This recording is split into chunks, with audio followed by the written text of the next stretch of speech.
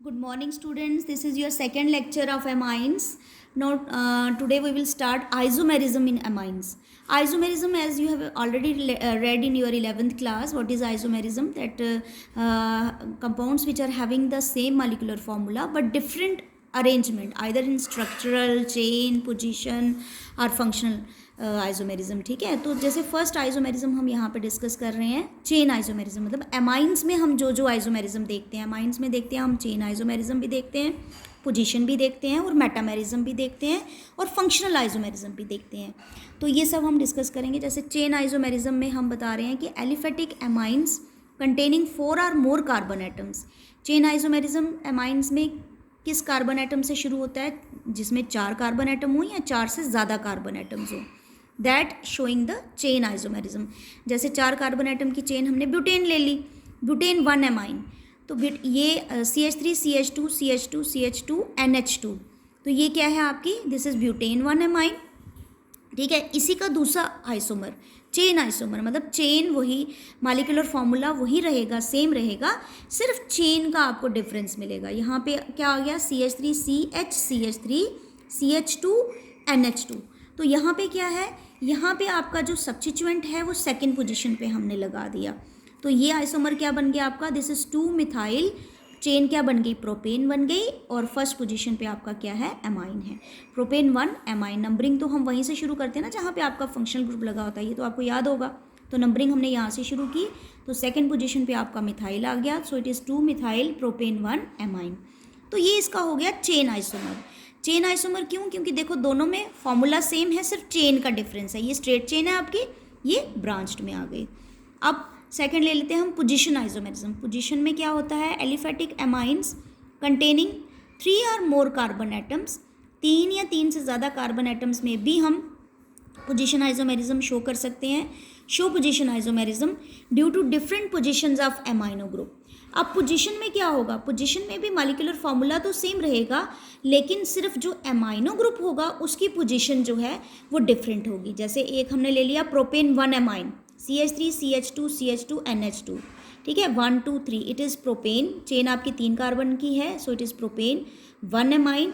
इसी का दूसरा आइसोमर क्या होगा? इसी प्रोपेन को अगर हम प्रोपेन ले लेते हैं, लेकिन एमाइन हम 1 पोजीशन पे ना लेके सेकेंड पोजीशन पे ले लेते हैं. ठीक है, सेकेंडरी पोजीशन पे हमने ले लिया, तो इसका नाम क्या बन गया? It is propane 2 amine. तो ये इसका क्या हो गया? Position isomerism. क्योंकि यहाँ पे एमाइन ग्रुप जो है उसकी पोजीशन जो है वो डिफरेंट हो गई, लेकिन जो मॉलिक्यूलर फॉर्मूला है वो दोनों में सेम रहा. So it is position isomerism. जैसे अब हमने एरोमेटिक में भी ले लिया, ये बेंजीन रिंग NH2, ये एनालिन बना लिया आपने, और यहाँ पे मिथाइल ले लिया. यहाँ पे मिथाइल जो है वो आर्थो पोजीशन पे है, दिस इज़ आर्थो एनालिन. और यहाँ पे हमने मेटा पे, यहाँ पे अमाइन हमने यहाँ पे ले लिया, और दिस इज़ मिथाइल. ठीक है, तो ये दोनों भी आपस में क्या है? पोजीशन आइसोमेरिज्म है. थर्ड आइसोमर जो इसमें हम देखते हैं दैट इज़ मेटामेरिज्म. मेटामेरिज्म में क्या है? मेटामेरिज्म में भी क्या होगा? ऐसे कंपाउंड्स जिनमें मॉलिक्यूलर फॉर्मूला तो सेम होगा, लेकिन एल्काइल ग्रुप्स जो हैं वो डिफरेंट होंगे. एल्काइल ग्रुप्स आपके डिफरेंट होंगे on either side of the nitrogen atom. जैसे ये नाइट्रोजन एटम है, इसके इस तरफ और इस तरफ जो एल्काइल ग्रुप्स हैं वो आपके डिफरेंट होंगे. So aliphatic amines having same molecular formula but different alkyl groups on either side of the nitrogen atom shows metamerism. उसी को हम क्या बोलते हैं? मेटामेरिज्म. जैसे एक एग्जांपल हमने ले ली, NH, इस तरफ आपका मिथाइल है, इस तरफ आपका प्रोपाइल है. ठीक है, यहाँ पे हमने ले लिया NH, बीच में यहाँ पे भी इथाइल है, यहाँ पे भी इथाइल है. अगर हम मॉलिक्यूलर फॉर्मूला देखें तो 1 2 3 4 कार्बन एटम यहाँ प्रेजेंट है, 4 ही कार्बन एटम यहाँ प्रेजेंट है. लेकिन डिफरेंस क्या है? नंबर ऑफ एल्काइल ग्रुप्स जो हैं वो डिफरेंट हैं. यहाँ पे क्या बन गया फॉर्मूला आपका? This is N methyl, this is propane 1 amine, और यहाँ पे क्या बन गया? N ethyl ethanamine. ठीक है, तो ये दोनों क्या हैं? इसके मेटामर्स हैं. इसके बाद जो लास्ट आइसोमेरिज्म इसमें हम देखते हैं that is functional isomerism. Functional isomerism में क्या होता है? ये प्राइमरी, सेकेंडरी या टर्शरी अमाइंस जो होते हैं they will show having the same molecular formula but shows functional isomerism among themselves. वो फंक्शनल आइसोमेरिज्म शो करते हैं. फंक्शनल आइसोमेरिज्म कहने का मतलब यही हो गया कि एमाइन ग्रुप्स जो हैं वो डिफरेंट अटैच्ड होते हैं। जैसे यहाँ पे प्राइमरी पोजीशन पे एमाइन ग्रुप है और यहाँ पे एमाइन ग्रुप जो है वो सेकेंडरी है, क्योंकि आपको पता है नाइट्रोजन NH2, यहाँ पे 2 हाइड्रोजन है, एक ही हाइड्रोजन एटम कम है अमोनिया से। अमोनिया से जब एक हाइड्रोजन कम होगा तो वो आपका प्राइमरी एमाइन होगा। अमोनिया से जब 2 हाइड्रोजन एटम लेस होंगे तो वो आपका सेकेंडरी होगा। अगर कोई भी हाइड्रोजन एटम प्रेजेंट नहीं होगा तो वो आपका टर्शरी होगा। तो ये आपके इस तरह से ये आपके क्या है, फंक्शनल आइसोमेरिज्म है। इसके बाद जो नेक्स्ट टॉपिक है हमारा वो है प्रेपरेशन। एमाइंस की प्रेपरेशन क्या है, मतलब किस तरह से हम एमाइंस को प्रिपेयर कर सकते हैं। तो ये मैंने फ्लो चार्ट बनाया हुआ है, ये आपने भी इसी तरह से याद करना है। याद करने का यही एक बेस्ट तरीका है, फ्लो चार्ट्स बना लीजिए। हर एक टॉपिक में जितने भी आपके पास ऑर्गेनिक केमिस्ट्री के टॉपिक्स हैं, आप हर एक का फ्लो चार्ट बनाइए प्रिपरेशंस का, उसके ऊपर लिखिए कि कौन कौन सी प्रिपरेशन है, किस किस से आप प्रिपेयर करते हैं, नीचे आप रिएक्शंस लिखते जाओ। ये सबसे बेस्ट तरीका है स्टूडेंट्स ऑर्गेनिक केमिस्ट्री को लर्न करने का, ठीक है। और इसी तरीके से आप समझ भी सकते हो, आप अच्छे से रिएक्शंस को याद भी कर सकते हो। जैसे प्रिपरेशन ऑफ एमाइंस में हमारे पास कौन कौन सी प्रिपरेशंस हैं। सबसे पहले reduction of nitro compounds. Nitro compounds की रिडक्शन से भी आप एमाइंस को बना सकते हो। हॉफमैन एमोनोलिसिस, ये रिएक्शन भी बहुत इंपॉर्टेंट है, ये आपने पहले भी पढ़ी है। किस चैप्टर में पढ़ी है, एल्काइल हैलाइड में पढ़ी है आपने, ठीक है। हॉफमैन एमोनोलिसिस से भी आप एमाइंस को बना सकते हो। साइनाइड, रिडक्शन ऑफ C+N, इसको हम रिडक्शन ऑफ नाइट्राइल्स, ठीक है। C+N, इसको हम नाइट्राइल भी कहते हैं। इसको अगर हमने प्रीफिक्स लिखना हो तो हम साइनो करके भी लिखते हैं। रिडक्शन ऑफ एसिडमाइड, CuNH2, एसिडमाइड का फॉर्मूला आपको याद होना चाहिए। गिब्रिल थाइलेमाइड सिंथेसिस, हॉफमैन ब्रोमेमाइड डिग्रेडेशन। ये सारी प्रिपरेशन 1, 2, 3, 4, 5 और 6, ये 6 की 6 प्रिपरेशंस जो हैं आपकी बहुत इंपॉर्टेंट हैं।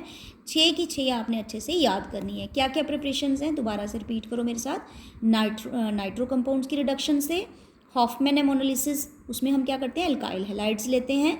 नाइट्राइल की रिडक्शन से, एसिडमाइड की रिडक्शन से, गिब्रिल थैलेमाइड सिंथेसिस से और हॉफमैन ब्रोमेमाइड डिग्रेडेशन से। बेटा याद रखना, जहाँ भी हम रिडक्शन करते हैं, जैसे नाइट्रो कंपाउंड्स की रिडक्शन की बात करेंगे या नाइट्राइल की बात करेंगे या एसिडमाइड की, वहाँ पे क्या होगा, सीधे जैसे ये नाइट्रो कंपाउंड है, नाइट्रो कंपाउंड सीधे रिड्यूस्ड होकर क्या बना देंगे, एमाइंस बना देंगे। सिर्फ आपने क्या याद रखना है कि उसमें आप रिड्यूसिंग एजेंट्स कौन कौन सा डाल रहे हो। जैसे देखो फर्स्ट हमने ले ली रिएक्शन कौन सी, रिडक्शन ऑफ नाइट्रो कंपाउंड्स। तो nitro compounds are reduced to amines by passing hydrogen gas in the presence of finely divided nickel, palladium और प्लेटिनम। मतलब सीधे नाइट्रो कंपाउंड जो होगा, जैसे ये नाइट्रोबेंजीन है, सीधे नाइट्रोबेंजीन जो है वो एनालिन बना रही है। NO2 का डायरेक्ट यहाँ पे क्या बन रहा है, NH2 बन रहा है। सिर्फ आपने याद क्या रखना है, ये जो रिएजेंट हमने बीच में डाला है, ये जो रिएजेंट्स हमने बीच में डाले हैं रिड्यूसिंग एजेंट्स, ये आपने याद रखने हैं और ये ज़रूर लिखने हैं। कई बार उन्होंने यहाँ पे क्वेश्चन मार्क डाला होता है पेपर में, तो ये आपने रिड्यूसिंग एजेंट वहाँ पे डालने होते हैं। कई बार उन्होंने रिड्यूसिंग एजेंट डाले होते हैं, यहाँ क्वेश्चन मार्क डाला होता है, आपने प्रोडक्ट लिखना होता है। तो ये आपने अच्छे से समझना है कौन से रिड्यूसिंग एजेंट डाल रहे हो आप। या आप हाइड्रोजन डालो, पैलेडियम डालो, प्लेटिनियम डालो इन प्रेजेंस ऑफ एल्कोहल, जैसे इथेनॉल ले लिया, या फिर आप कोई मेटल भी ले सकते हो। रिडक्शन में दूसरा रिड्यूसिंग एजेंट आप कोई मेटल भी यूज़ कर सकते हो, और उस मेटल को किस में रखना, आपने एसिडिक मीडियम में रखना है। जैसे टिन ले लिया, उसको हमने HCl में डाल दिया, आयरन ले लिया, उसको हमने HCl में डाल दिया, ठीक है। तो ये रिड्यूसिंग एजेंट्स आपने याद रखने हैं, याद रखने वाली चीज़ ये है।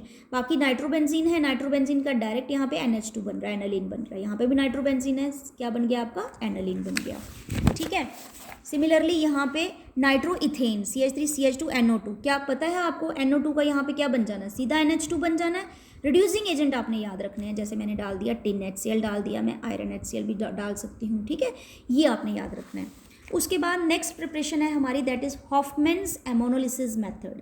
हॉफमैन एमोनोलिसिस मेथड में क्या करते हैं हम, this is the method for the preparation of amines. इसमें हम एमाइंस बनाते हैं और इसमें हमारे पास प्राइमरी, सेकेंडरी, टर्शरी तीनों एमाइंस बनती हैं, ठीक है।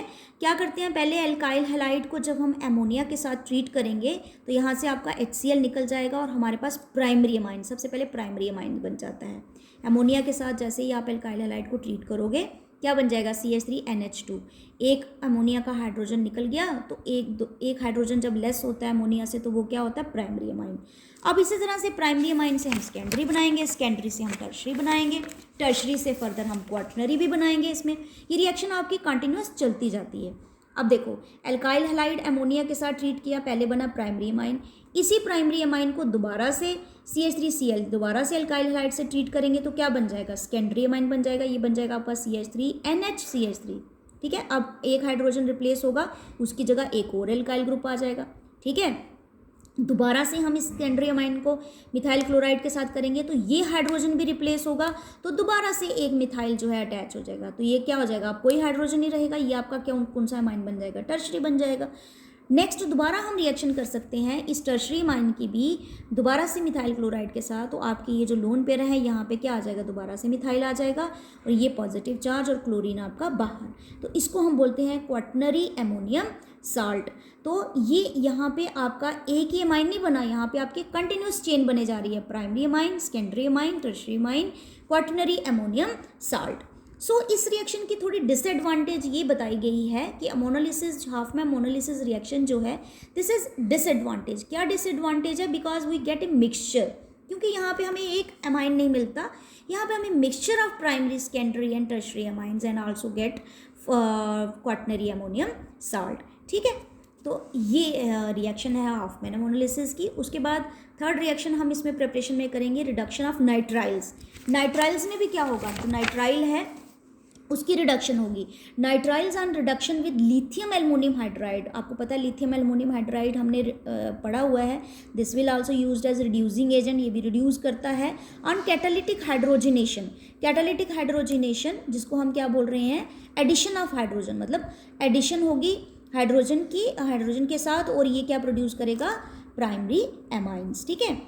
तो इसी तरह से जैसे ये नाइट्राइल ले लिया आपने CH3C ट्रिपल बॉन्ड N, ठीक है, तो इसमें हाइड्रोजन की एडिशन हुई, प्लेटिनियम भी डाल सकते हो आप, सोडियम इथेनॉल भी डाल सकते हो, लिथियम एल्युमिनियम हाइड्राइड भी डाल सकते हो, ठीक है, ये सब रिड्यूसिंग एजेंट हम ये डाल रहे हैं। तो यहाँ पे हाइड्रोजन ऐड होंगे, 2 हाइड्रोजन आपके यहाँ ऐड होंगे, 2 हाइड्रोजन आपके यहाँ ऐड होंगे, तो क्या बन जाएगा, CH3CH2NH2, ठीक। तो ये नाइट्राइल ग्रुप रिड्यूस होके यहाँ पर भी आपके 2 हाइड्रोजन ऐड हो गए, यहाँ पर भी आपके 2 हाइड्रोजन ऐड हो गए, तो क्या बन गई चेन आपकी CH3CH2NH2। सिमिलरली ये बेंजीन रिंग के ऊपर नाइट्राइल है, इसको हम क्या बोलेंगे, बेंजोनाइट्राइल। रिड्यूसिंग एजेंट हमने डाल दिए sodium ethanol lithium aluminium hydride, तो ये क्या हो जाएगा, यहाँ पे भी H2 आ जाएगा, यहाँ पे भी H2 आ जाएगा, ठीक है। तो ये ट्रिपल बॉन्ड रिड्यूस हो जाएगा सिंगल बॉन्ड में, तो ये आ जाएगा आपका CH2NH2, इसको हम बोलेंगे बेंजाइल एमाइन, ठीक। तो फोर्थ रिडक्शन अब हम ले लेंगे, फोर्थ रिडक्शन रिएक्शन जो है that is reduction of acid amide. Acid amide में क्या है, एमाइड्स भी रिडक्शन होते हैं विद लिथियम एल्युमिनियम हाइड्राइड, और वो आपको भी क्या देते हैं, प्राइमरी अमाइड्स देते हैं। एमाइड का फॉर्मूला लिख लो आप, CH3CONH2, पता है आपको, लिथियम एल्युमिनियम हाइड्राइड के साथ, ठीक है, रिडक्शन करेंगे हम, यहाँ पर भी क्या हो जाएगा, ये रिड्यूस हो जाएगा C डबल बॉन्ड O आपका, तो क्या आ जाएगा इसकी जगह CH2NH2, सिंपल। यहाँ पे रिडक्शन हो गई इस C डबल बॉन्ड O की जगह यहाँ पे क्या आ गया आपका CH3CH2NH2, ठीक है। तो जितनी मर्जी लंबी चेन हो, रिड्यूसिंग एजेंट आपने वही याद रखनी है, टिन HCl डालो, लिथियम एल्युमिनियम हाइड्राइड डालो, ठीक है, वाटर के साथ, तो ये रिड्यूस होके आपको क्या दे रहे हैं, एमाइंस दे रहे हैं। So this is our today's lecture. Next lecture में हम गिब्रल थैलेमाइड और हाफमैन ब्रोमेमाइड रिएक्शन जो है वो कर लेंगे, ठीक है बेटा, ओके।